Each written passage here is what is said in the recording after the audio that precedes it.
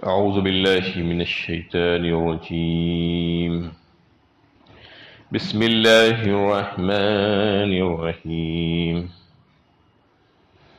قل ادعوا الله أو ادعوا الرحمن أياما تدعوا فله الأسماء الحسنى ولا تجهر بصلاتك ولا تخافت بها وابتغ بين ذلك سبيلا. کہو تم اللہ کہہ کر پکارو یا رحمان کہہ کر، جس نام سے بھی پکارو اس کے لیے سب اچھے ہی نام ہیں، اور تم اپنی نماز کو نہ زیادہ بلند آواز سے پڑھو اور نہ بالکل ہی پست آواز سے، بلکہ ان کے درمیان کی صورت اختیار کرو. یہ سورہ بنی اسرائیل کی 110 نمبر کی آیت ہے. اس سے گزشتہ آیتوں میں قرآن کی عظمت اور اس کے اوصاف بیان ہو رہے تھے، اور کہا گیا کہ وہ حضرات جو اہل کتاب ہیں، جن کو کتاب الہی کا علم ہے، وہ اس کتاب، اس قرآن کو سنتے ہی اس بات کا ان کو اندازہ ہو گیا کہ واقعی میں یہ وہی کلام ہے جس کا ہم سے وعدہ کیا گیا تھا. پھر ان کے اوپر جو کیفیت طاری ہو گئی اس کا تذکرہ اللہ تعالیٰ نے پچھلی آیتوں میں کیا کہ قرآن کی حقانیت ان پر واضح جب ہو جاتی ہے تو وہ کیسی تاثیر پیدا کر دیتی ہے. یعنی قرآن جو اللہ کا کلام ہے، اس کے پڑھنے کے بعد انسان کی کیفیت بدل جانی چاہیے، اس کی زندگیوں میں انقلاب آنا چاہیے، اس کا دل و دماغ، اس کے جسم میں تبدیلی ہونی چاہیے. یہ بتایا گیا ہے. یہ کیفیت ان لوگوں کی ہوتی ہے جو واقعی میں اس کو سمجھ گئے ہیں، اس کی حقانیت کو جان گئے ہیں. تو جو عالم کہلانے والے ہیں، جو علم رکھنے والے جو ہوتے ہیں، ان کے پاس تو ایک کیفیت اور زیادہ ہونی چاہیے، سب سے بڑھ کر ہونی چاہیے.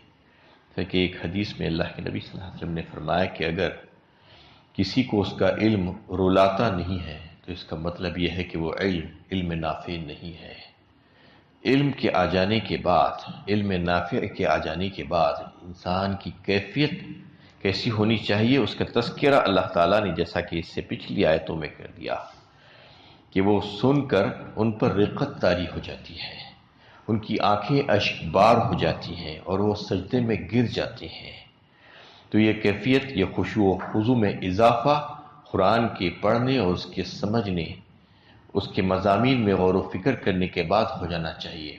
تو جو علم رکھنے والے جو لوگ ہیں، جو عالم کہلاتے ہیں، ان میں تو یہ کیفیت اور زیادہ ہونی چاہیے. صرف کسی جامعہ سے فارغ ہو جانا، صرف و نحو کی تعلیم حاصل کر لینا، چند کتابیں پڑھ لینے کے بعد یہ سمجھنا کہ میں بہت بڑا عالم ہو گیا ہوں، اس کے لیے تو اللہ تعالیٰ نے ایک کسوٹی بنا کر پیش کر دی ہے. انما یخشی اللہ من عبادہ العلماء. یہ سورہ فاطر میں 22ویں پارے میں اللہ تعالیٰ نے فرمایا کہ اس کے سوا کچھ نہیں، کہ جو عالم ہے اللہ کے نزدیک تو وہ ہے جو اللہ سے بہت ڈرنے والے ہیں. اللہ سے ڈرنے والے ہونا چاہیے. یہ صفت ایک بنیادی صفت ہے علم رکھنے والے کی. اگر کوئی علم رکھنے کا دعویٰ بھی کرتا ہے لیکن وہ اللہ سے ڈرتا نہیں ہے تو اس کا مطلب یہ ہے کہ وہ صحیح معنوں میں عالم نہیں ہے. اس کا علم بالکل سطحی ہے، کتابی علم ہے. وہ کتنا بھی اپنے آپ کو عالم کہہ لے اپنی زبان سے، اپنے حلیے سے، لیکن اللہ کی نظر میں وہ عالم نہیں ہو سکتا. اس وجہ سے نہیں ہو سکتا کہ وہ اس کی کیفیت نہیں بدلے گی. جب وہ جو ہے اس کو پڑھ کر سمجھا نہیں ہے صحیح معنوں میں، اور اس کے دل میں اللہ کا خوف نہیں پیدا ہوا ہے، تو پھر اس کی حالت جیسی کی ویسی ہی رہے گی. شریعت کی تعلیمات جو ہے وہ اپنے اوپر نافذ نہیں کر پائے گا. حلال و حرام کی تمیز اس کے پاس نہیں ہو سکتی. وہ اگر ڈرتا نہیں ہے اللہ تعالیٰ سے، اس کو سمجھ کر جو سچا علم اس نے حاصل کیا تھا اگر اس کو سمجھا نہیں ہے اور اس سے ڈرا نہیں ہے اللہ تعالیٰ سے اس کی وجہ سے، تو پھر وہ اس کے پاس وہ کیفیت ہو ہی نہیں سکتی. وہ شریعت کو اپنے ذات پر، اپنی نفس پر کیسے نافذ کرے گا؟ وہ خود اپنے اوپر نہیں نافذ کرے گا تو دوسروں کے لیے کیا اس کے لیے جو ہے مددگار ہو سکتا ہے؟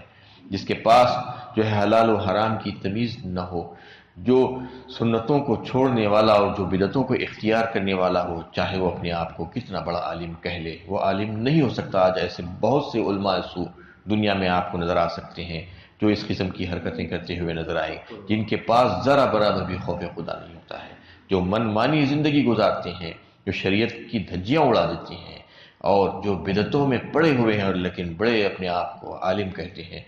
ایسے عالم کہلانے سے کچھ نہیں ہوگا، اللہ کی نظر میں وہ عالم نہیں ہو سکتا۔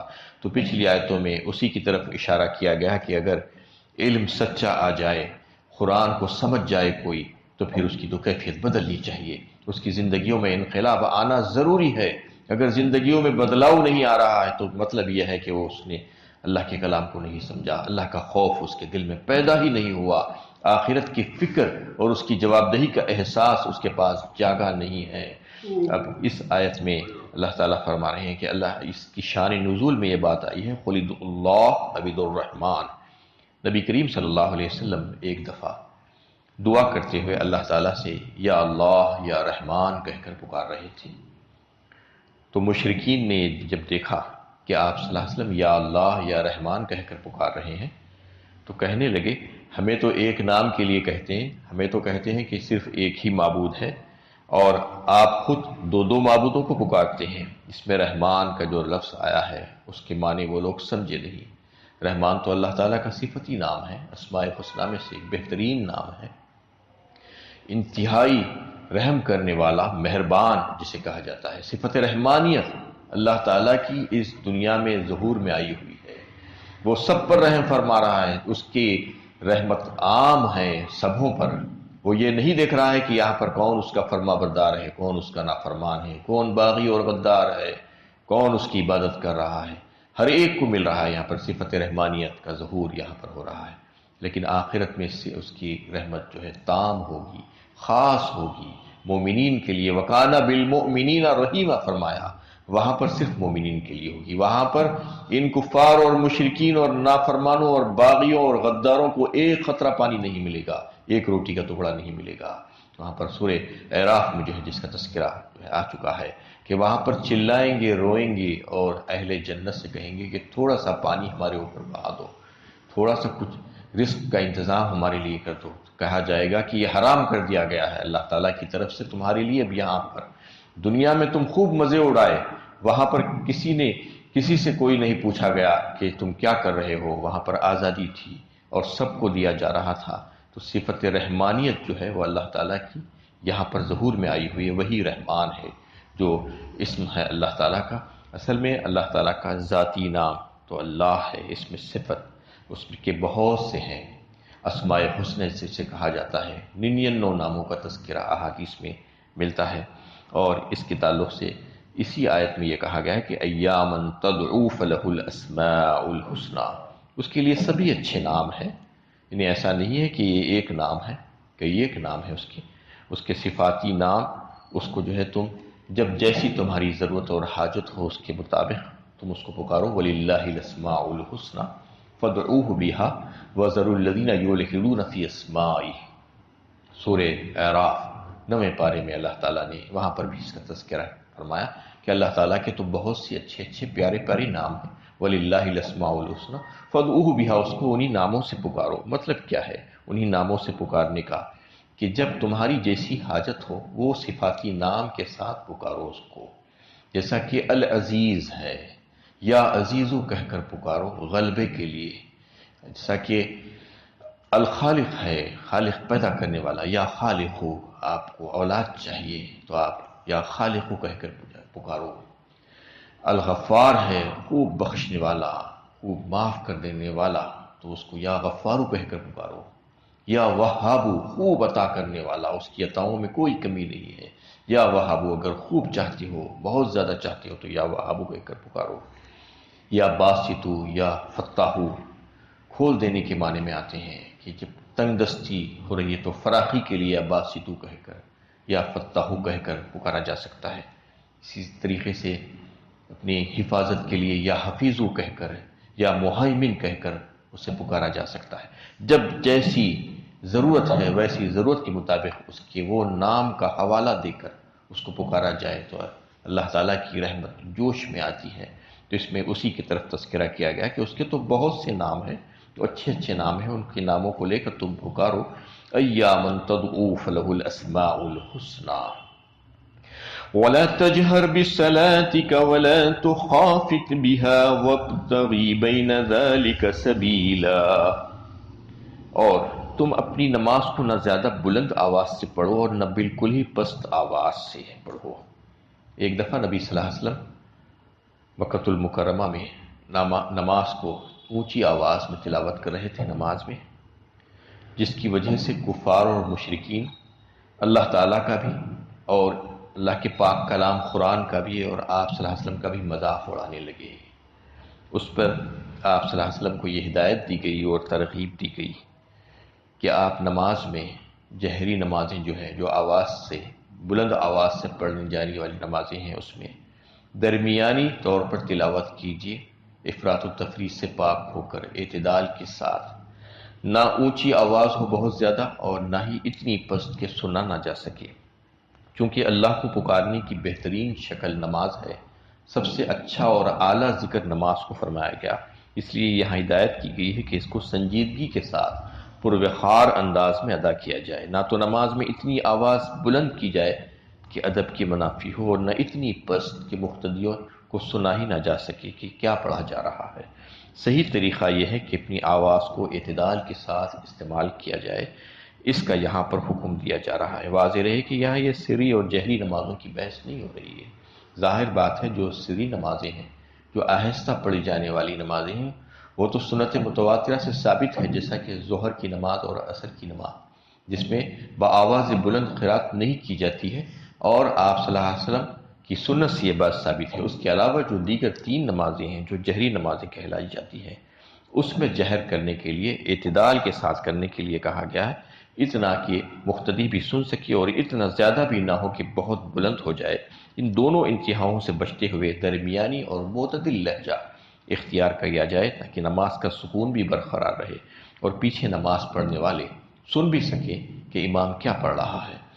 اس کے تعلق سے ایک حدیث میں نبی صلی اللہ علیہ وسلم ایک دفعہ تہجد کی نماز کے وقت باہر تشریف لے گئے اور آپ کا گزر حضرت ابوبکر صدیق رضی اللہ تعالیٰ عنہ کے پاس سے اور حضرت عمر فاروق رضی اللہ تعالیٰ عنہ کے پاس سے ہوا، تو آپ صلی اللہ علیہ وسلم نے دیکھا کہ حضرت صدیق اکبر تہجد میں جو تلاوت کر رہے ہیں وہ بہت ہی پست آواز میں کر رہے ہیں، اور آگے جا کر جب آپ نے دیکھا کہ حضرت فاروق اعظم جو تلاوت کر رہے ہیں بہت بلند آواز سے تلاوت کر رہے ہیں نماز میں، دونوں کو آپ نے جب بلا بھیجا اور ان سے پوچھا کہ صدیق اکبر سے کہ آپ اتنی پست آواز میں تلاوت کیوں کر رہے تھے، تو انہوں نے اس کے جواب میں کہا کہ میں جس کو سنانا چاہ رہا ہوں یا رسول اللہ وہ تو سن لیتا ہے اس پست آواز میں بھی۔ تو آپ صلی اللہ علیہ وسلم نے ان سے کہا کہ تم تھوڑی سی آواز اپنی اونچی کر لیا کرو۔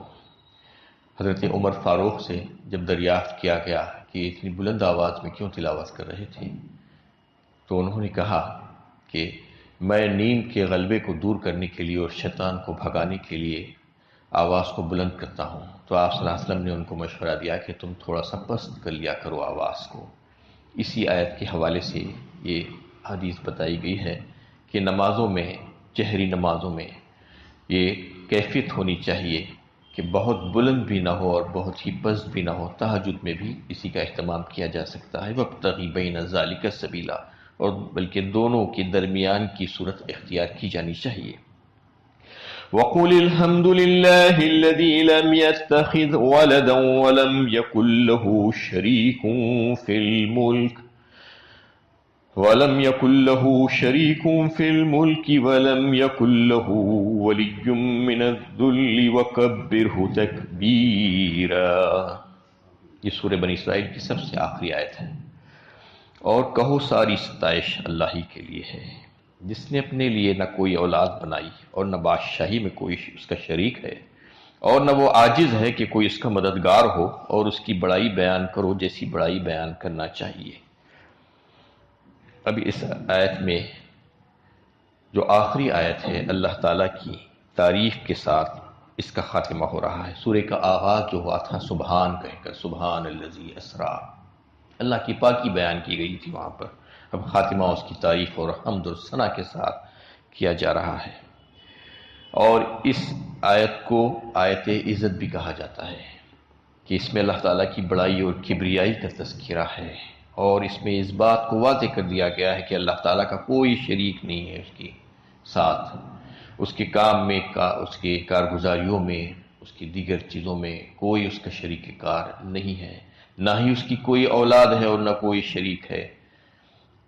تو اس میں اس کو آیت عزت اس لیے کہا گیا ہے کہ کوئی اگر اللہ تعالیٰ کی عبادت کرتا ہے اور اس کی خوب حمد و ثنا بھی بیان کرتا ہے تو بھی وہ اس کے اوپر اس کو ظام نہیں ہونا چاہیے، بلکہ وہ یہ سمجھے کہ وہ حق ادا نہیں کر سک رہا ہے اللہ تعالیٰ کا، اور اپنی کمزوری کا، اپنے قصوروں کا اعتراف کرتا رہے ہمیشہ، اللہ تعالیٰ کے سامنے اپنے آپ کو پست اور ذلیل سمجھے، یہ کیفیت اس کی ہونی چاہیے۔ اس آیت میں شرک کی تینوں صورتوں کو واضح کیا گیا اور اس کی تردید کی گئی، جس میں عام طور پر جو ہے اہل مذاہب مبتلا ہیں۔ اس میں ایک بیٹا یا اولاد ہونے کا جو عقیدہ ہے، دوسرے اس کی حکومت الخدائی میں کسی کے شریک ہونے کا تصور، تیسرے اس کے مددگار ہونے کا خیال۔ یہ تین صورتیں شریک ہونے کی ہو سکتی ہیں، انسان کی کمزوری کی صورتیں ہو سکتی ہیں، تینوں صورتوں سے اللہ تعالیٰ بلند و بالا ہے، یہ بتا دیا گیا۔ یعنی اولاد ہونا اور بیٹا ہونے کا عقیدہ یہ ہوتا ہے کہ اس کا کچھ خیال رکھا جائے گا اور اس کی بات مانی جائے گی، اس کے ساتھ جو ہے جو برابری کا ہے کسی کا شریک ہو جاتا ہے تو پھر اس کا تو خیال رکھنا ضروری ہو جاتا ہے۔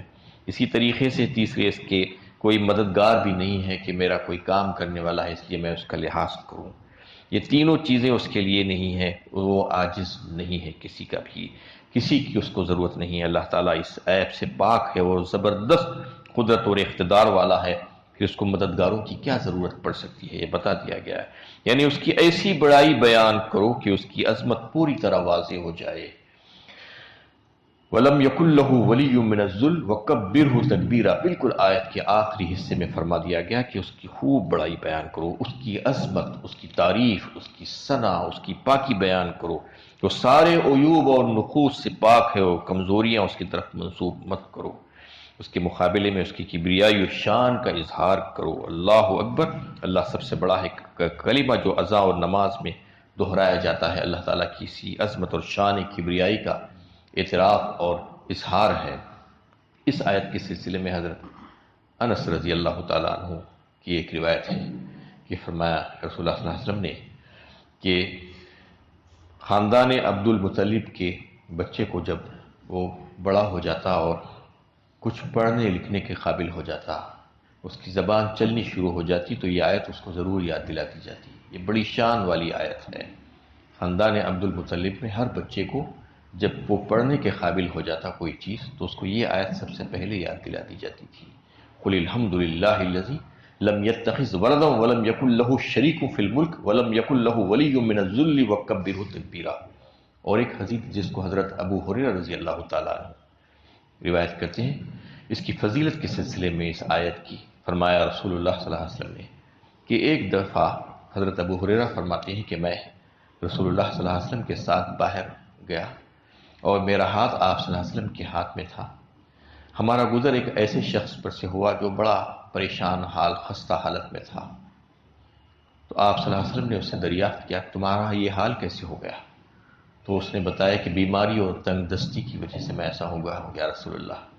آپ صلی اللہ علیہ وسلم نے اس کو اس آیت کی تلاوت کرنے کے لیے کہا اور حکم دیا کہ فرمایا گیا کہ توکلت علی الحی الذی لا یموت، یہ پڑھ کر یہ آیت پڑھے، توکلت علی الحی الذی لا یموت، میں بھروسہ کرتا ہوں اس ذات پر جو زندہ ہے جس کو موت نہیں ہے۔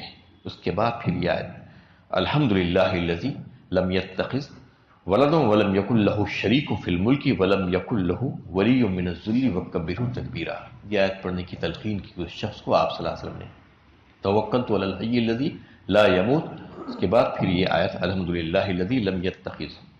تو اس کے پڑھنے کے بعد اس کے پاس کیسا اثر ہوا؟ کچھ عرصے کے بعد آپ صلی اللہ علیہ وسلم کا گزر پھر وہیں سے ہوا تو آپ نے دیکھا کہ وہ بڑا بھلا چنگا ہو گیا ہے، بڑا خوشحال نظر آ رہا ہے۔ جب آپ نے اس سے دریافت کیا کہ کیا بات ہے، کیا حال ہے تمہارا، تو اس نے کہا کہ یا رسول اللہ، جب سے آپ نے مجھے یہ دعا سکھلائی تھی، میں یہ پڑھتا رہا پابندی کے ساتھ، تو میری حالت اکثر بدل گئی، میری بیماری چلی گئی اور میری تنگ دستی فراخی میں بدل گئی۔ تو یہ ایسی بہترین آیت ہے جس میں اللہ تعالیٰ کی حمد و تعریف، اس کی کبریائی بڑائی بیان کی گئی ہے، اس کی پاکی بیان کی گئی ہے، اس میں وہ شرک سے بالاتر ہے، اس کو کوئی اولاد نہیں ہے، اس کو کسی کی حاجت نہیں ہے، وہ کسی کا محتاج نہیں ہے، اس کا کوئی شریک نہیں ہے، یہ کہا گیا ہے۔ زبردست باتیں اللہ تعالیٰ کے تعلق سے اس میں آئی ہے سورت کے بالکل آخر میں۔ تو اس کو یاد کر کے اس کو پڑھنا چاہیے۔ یہ دعا کا جو ہے ہر ایک کے لیے جو ہے اہتمام کرنا ضروری ہے۔ جو بھی حاجت مند ہے وہ اپنی حاجتیں یہ دعا پڑھ کر جو ہے اللہ تعالیٰ سے اپنی حاجت مند، کون نہیں حاجت مند، سب کے سب حاجت مند ہے، اللہ کے سامنے سب فقیر ہیں۔ تو اپنی اپنی حاجتوں کو یہ دعا کے ساتھ اللہ تعالیٰ سے مانگنا چاہیے۔ تو اللہ تعالیٰ سے امید ہے کہ اللہ تعالیٰ ان کی دعاؤں کو قبول فرمائیں گے۔ اللہ تعالیٰ سے دعا ہے کہ اللہ تعالیٰ ہمیں صحیح علم و عمل کی توفیق عطا فرمائے۔